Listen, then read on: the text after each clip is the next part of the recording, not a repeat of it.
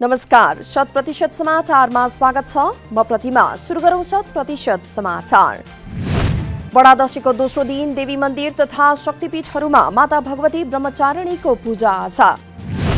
ब्रह्मचारिणी देवीलाई ब्रह्मविद्या शक्तिकी माताको रूपमा पूजा गर्ने प्रचलन। ब्रह्मचारिणी देवीको आराधनाले व्यक्तिलाई ब्रह्म अनुसार आचरण गर्ने शक्ति प्राप्त हुने विश्वास। यस वर्ष दशैंमा घर फर्कने यात्रु नहुँदा लामो दूरीका सवारी साधनमा खासै भीडभाड देखिएन। सरकारले कार्तिक 1 गतेदेखि पुरानै भाडा दर लागू गरी पूर्ण क्षमतामा सवारी साधन सञ्चालन गर्न अनुमति दिए पनि यात्रुहरूको संख्या न्यून। अघिल्ला वर्षहरूमा दशैं सुरु भएसँगै काठमाडौँ उपत्यकाबाट घर फर्कनेको चहल पहल देखिने नाकाहरू प्राय सुनसान। लामो दूरीमा यात्रा गर्ने सवारी साधन नै न्यून देखिन्छन् भने यात्रुहरूको संख्या पनि निकै कम। यात्रु नपाउँदा समस्या भएको यातायात व्यवसायीहरूको भनाई। सरकारले पुरानै भाडा दर कायम गरे पनि यात्रु पाउन कठिन भएको चालकहरूको गुनासो। बसमा पूर्ण क्षमतामा यात्रु राख्दा जोखिम बढी हुने भएकाले यात्रुहरू नै बस चढ्न नमान्ने चालकहरूको भनाई। बढ्दो कोरोना संक्रमणका कारण असुरक्षित महसुस भएको यात्रुहरूको भनाई। नेपालमा थप 2942 जनामा कोरोना संक्रमण पुष्टि। यससँगै नेपालमा कोरोना संक्रमितको संख्या 1,32,246 पुगेको मन्त्रालयद्वारा जानकारी। मन्त्रालयका अनुसार देशभरका विभिन्न प्रयोगशालामा 14,875 जनाको पीसीआर परीक्षण।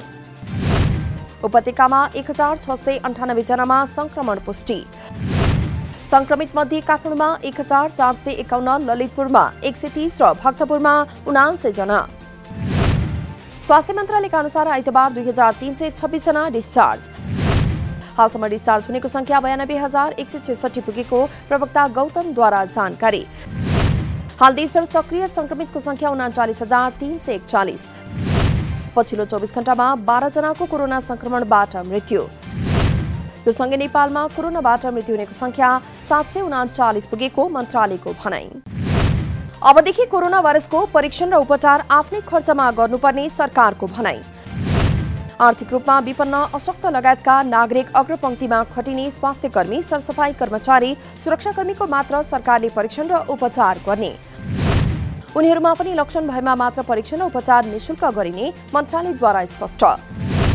कुनै बीमा कम्पनीबाट कोरोना बीमा गरेको भएमा परीक्षण र उपचार बीमा रकमबाट लिने मन्त्रालयको भनाई। अन्य सबै व्यक्तिको परीक्षण र उपचार आफ्नै खर्चमा गर्नुपर्ने र यो व्यवस्था आइतबारदेखि नै लागू गरिएको जानकारी।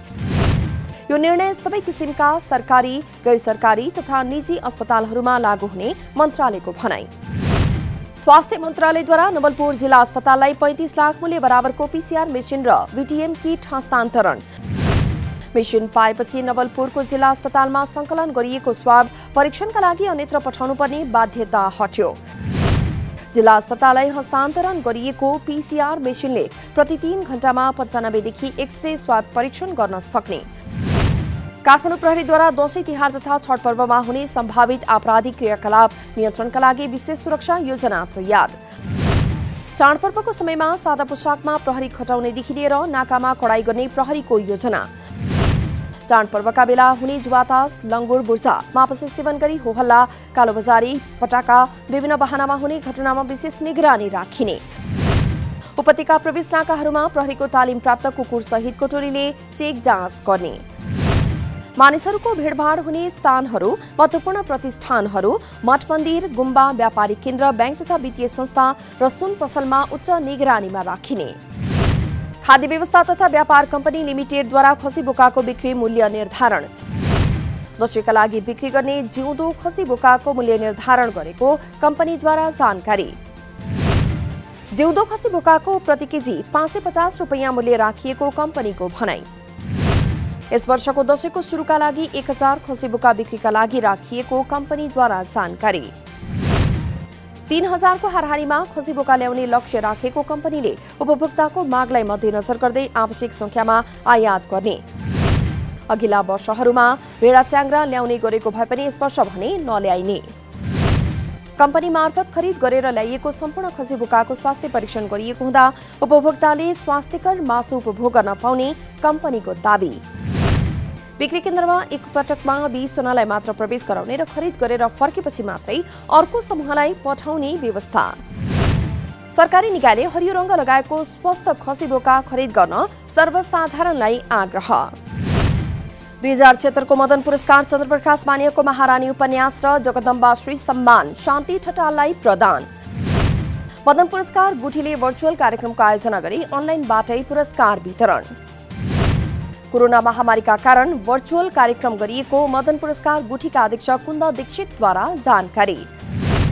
समारोहमा भारतको नैनीतालबाट इतिहासकार डाक्टर शेखर पाठकद्वारा महाकाली नदी वारीपारीको ऐतिहासिक सम्बन्धका विषयमा चर्चा। पोखराबाट चन्द्रप्रकाश मानियाले सुनाउनुभयो महारानी उपन्यास लेखन पछाडिका तयारी र अनुभवहरू।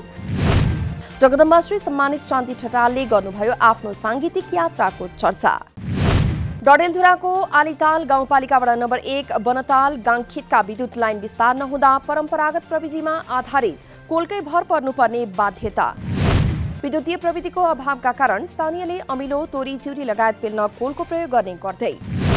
डडेलधुराका ग्रामीण क्षेत्रमा यातायातको पहुँच बढ्दै जानु तथा विद्युत मिलको विकाससँगै परम्परागत कोल लोप हुँदै। गाङखित क्षेत्रका स्थानीयलाई भने टाढा टाढाबाट आएर कोलको प्रयोग गर्नुपर्ने बाध्यता। सप्तरीमा ब्राउन सुगर सहित 2 जना पक्राउ। पक्राउ पर्नेमा तिलाटी कोइलाडी गाउँपालिका वडा नम्बर 7 का 19 वर्षीय नीरज शर्मा र 27 वर्षीय भरत शर्मा। उनीहरूको साथबाट 5 बोकामा प्याक गरिएको 50 ग्राम ब्राउन सुगर बरामद गरिएको प्रहरीद्वारा जानकारी।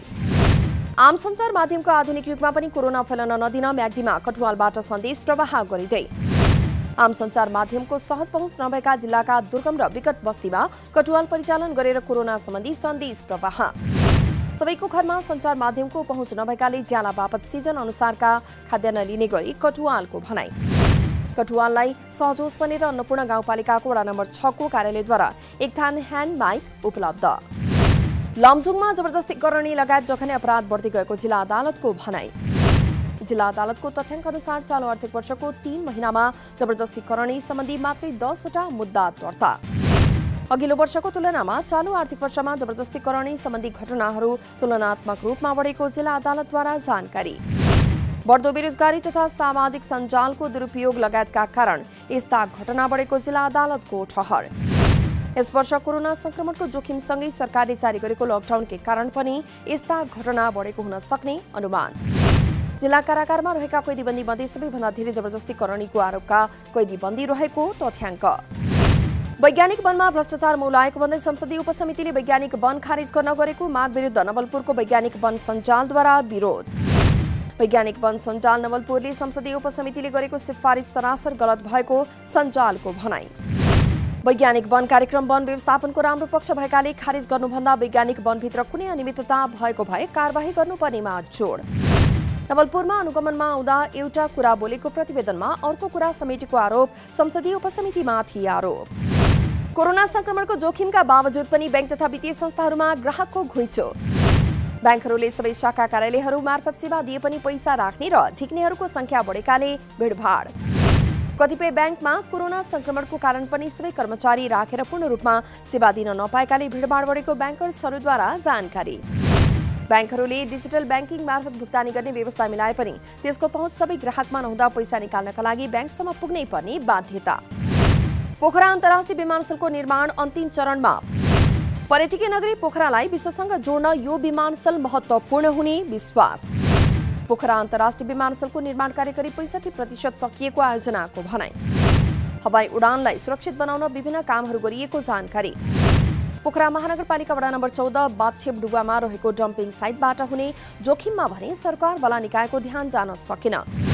विमानस्थलबाट 5 किलोमिटर भित्र डम्पिङ साइट हुन नहुने अन्तर्राष्ट्रिय मान्यता विपरीत 5 किलोमिटर भित्रै अनुसार डम्पिङ साइट रहँदा समस्या।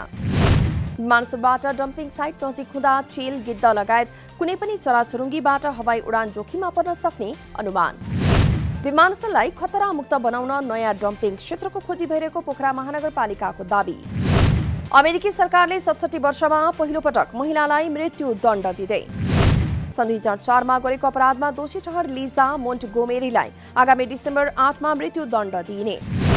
लिजाले मिजोरीकी 8 महिनाकी गर्भवती महिलालाई हत्या गरेको अदालतको ठहर। यसअघि सन् 1953 डिसेम्बर 18 मा बोनी ब्राउन हेडी नामक महिलालाई अमेरिकामा दिइएको थियो मृत्युदण्ड। तालिबानीहरूले अल-कायदा नामक आतंककारी संगठनसँग सम्बन्ध राखिरहेको एक संयुक्त राष्ट्रसङ्घीय अधिकारीको भनाई।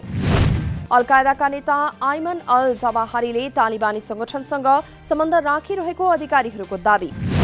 तालिबानीहरू र अल-कायदाका बीचमा अहिले पनि राम्रो सम्बन्ध रहेको र आपसमा उनीहरूले काम गरिरहेको जानकारी।